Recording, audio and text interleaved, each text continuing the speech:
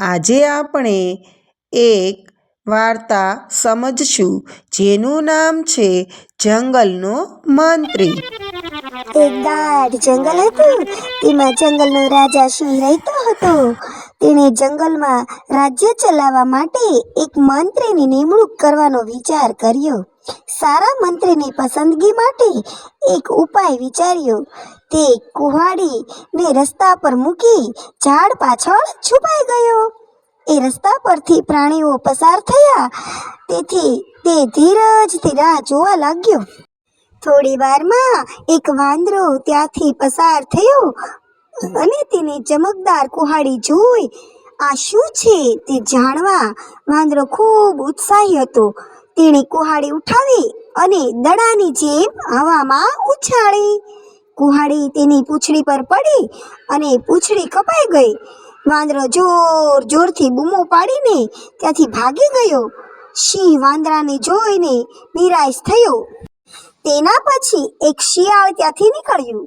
લુચ્ચા શિયાળને પોતાના ફાયદા માટે કુહાડી જોઈતી હતી. વાહ, આ કુહાડીથી હું ગામના બધા ખેડૂતોને હરાવી દઈશ.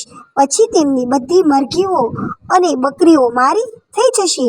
આવું કહી શિયાળ જોર જોરથી હસવા લાગ્યું. સિંહે તેની દુષ્ટ યોજના સાંભળી અને જોરથી ગર્જના કરી શિયાળ ત્યાંથી ભાગી ગયો. પછી ત્યાં એક બળદ આવ્યો. તેણે એક કુહાડી જોઈ. અરે, આ કુહાડી રસ્તામાં નડતી ઝાડની ડાળીઓ કાપવા ઉપયોગી થશે. ડાળીઓના કારણે પ્રાણીઓને રસ્તા પર ચાલવામાં તકલીફ પડે છે. આનો ઉપયોગ રસ્તા પર પડેલી ડાળીઓ અને ઝાડની આડી આવેલી ડાળીઓને કાપવામાં થશે. પછી તે કુહાડી લઈને નડતી ડાળીઓ કાપી નાખી. સિંહ આ બધું જોઈ રહ્યો હતો. તેને બળદની ચિંતા જોઈને આનંદ થયો. તેને એ વાત સમજાઈ ગઈ કે વાંદરો કુહાડીનો સાચો ઉપયોગ ન જાણતો હતો. શિયાળ કુહાડીનો ઉપયોગ તેના સ્વાર્થ માટે કરતો હતો. ફક્ત બળદ તેનો સાચો ઉપયોગ કરવા માંગતો હતો. તેણે બધા જંગલના પ્રાણીઓનું હિત જોયું.